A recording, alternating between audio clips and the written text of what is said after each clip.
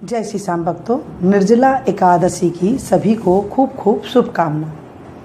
निर्जला एकादशी के दिन कैसे व्रत करें, क्या सुबह उठने से पहले पानी पी सकते हैं, दिन उगने से पहले, ये सारी बातें आज हम बात करेंगे।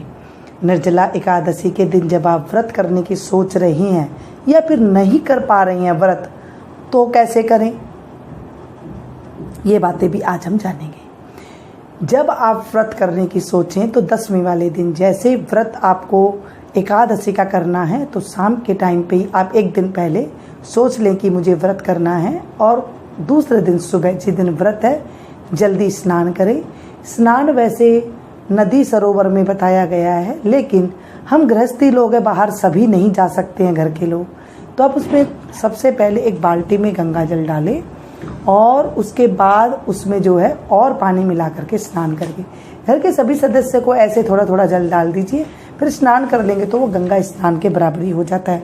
आप कहें कि मेरे पास गंगा जल नहीं है तो मैं क्या करूं, आप बाल्टी को धो करके पूंछ करके हाथ जोड़ करके जय माँ गंगे जय माँ गंगे जय माँ गंगे पानी में ले करके आप उस तरह से अगर बोलेंगे हाथ जोड़ करके पानी ले करके हथेली में दोनों हाथों से, तो आप देखेंगे वो भी गंगा जल बन जाता है। जैसे कठौती में गंगा तो मन चंगा, ऐसे कहते हैं ना, तो आप वैसे भी बोल करके स्नान कर लें अगर आपके पास ऐसा कोई साधन नहीं है तो। स्नान करने के बाद सूर्य भगवान को जल अर्पण करें।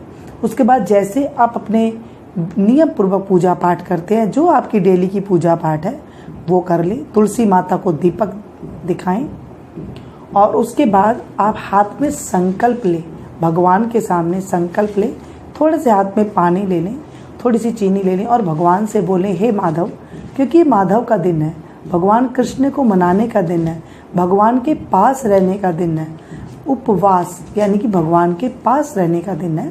तो हमें भगवान माधव से कहना है, हे भगवान, मैं आपके निमित्त ये व्रत कर रहा हूँ, एकादशी तिथि की ये व्रत कर रही हूँ, आप मेरे व्रत में कोई विघ्न बाधा मत आने देना और इसे पूरा करना। ये कह करके संकल्प करके भगवान के सामने वो जल को छोड़ दे और हाथ जोड़ के अपनी दिनचर्या जैसे करते हैं शुरू करें। देखिए, वैसे तो कहते हैं निर्जला एकादशी के दिन जल ग्रहण नहीं करना चाहिए, फिर भी अगर आप बिना जल के रहते हैं, क्योंकि आजकल का टाइम ऐसा नहीं है कि सभी कोई जो है बिना जल के रह सकते, बड़ी कठिन ये व्रत है।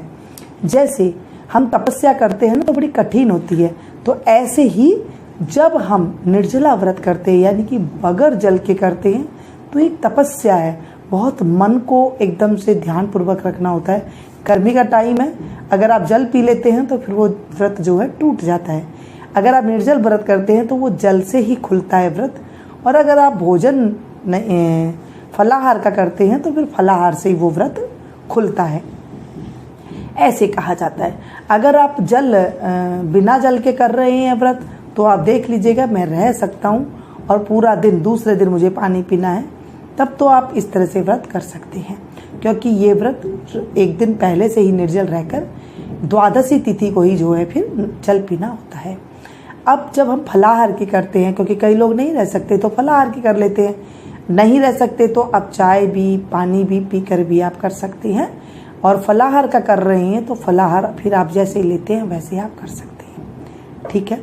अब कई लोग क्या करते हैं जो बिना भोजन के नहीं रह सकते हैं, जैसे मैं नहीं रह सकती हूँ, क्योंकि कईयों का बीमार वाला शरीर होता है, कईयों को डॉक्टर मना करे हुए होते हैं, तो वो क्या करेंगे, तो वो ऐसे ही है, खाना पीना खा करके फिर आप भगवान को उस दिन, ये नहीं कि हमें मौज मस्ती करनी है, प्याज लहसुन का सेवन ना करें, फलाहार ले लें, आप दिन में 3 टाइम ले लें चाहे, और उसके बाद भगवान की वैसे ही पूजा बुद्धि करें, कथा सुने।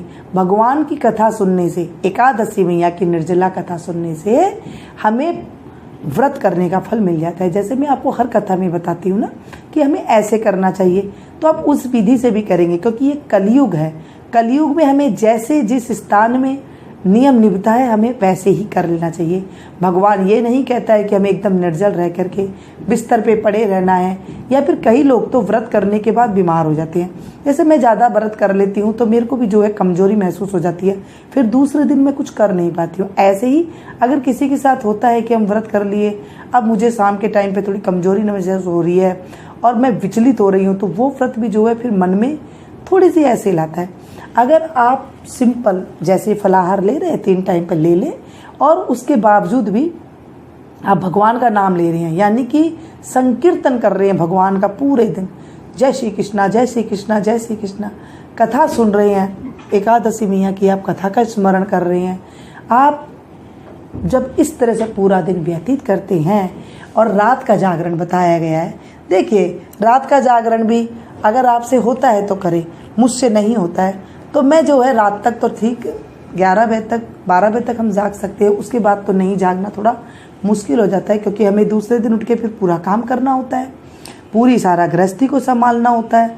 तो अगर आप रात्रि जागरण कर सकते हैं आप तो आप कर लें, रात्रि जागरण बताया गया है। नहीं है तो आप भगवान का जब आप सो रहे हैं तभी आधी घंटा एकदम से जैसे मन सा पूजा करते हैं ऐसे मन से भगवान का स्मरण करें और फिर सो जाएं, कोई बातचीत और ना करें। आप देखेंगे पूरी रात आपकी वो माला कंटिन्यू चलती रहेगी भगवान के सामने, और आप जो है सुबह उठेंगे ना आपको वही दिखाई देंगे जैसे आपने माधव का नाम बोला था। भगवान का नाम संकीर्तन करते रहे पूरे दिन, यही आपको करना है। ये नहीं कि किसी के ऊपर गुस्सा कर रहे हैं या किसी के ऊपर आप चुगली कर रहे हैं, सो रहे हैं, ऐसे नहीं करना है। उस दिन आपको पूरे दिन सोना नहीं है, आराम से आप जैसे रहें वैसे करें, फलाहार कर लें, कोई फ्रूट खा लें, आराम से रह लें, और आप इस तरह से कर सकते हैं। दान क्या करें? दान जल का बताया गया है।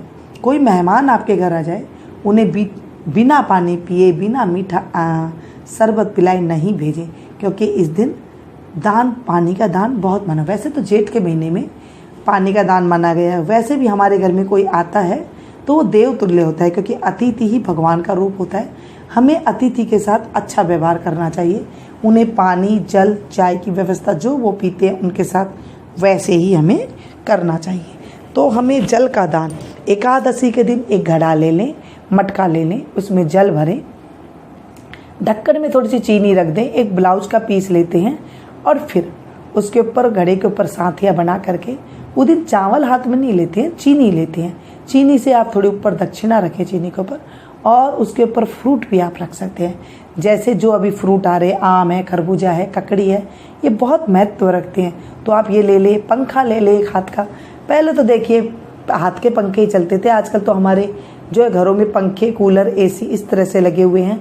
अगर आपकी सामर्थ्य है तो आप वैसा पंखा दे सकते हैं, सिंपल नहीं है तो आप जो हाथ का पंखा आते हैं वो आप ले सकते हैं। उनके ऊपर आप ले करके ठाकुर जी का नाम ले करके, हे 11 मैया, मैं बताती हूँ ना कथा में, वैसे आप कर सकते हैं, वैसे विधि विधान के साथ। हे एकादशी मैया, हे माधव भगवान, हे मेरे प्रभु, आज मैं ये आपके निमित्त निकाल रही हूँ, इसे स्वीकार करना और मुझे आपका धाम देना, मेरे जीवन में सुख शांति देना।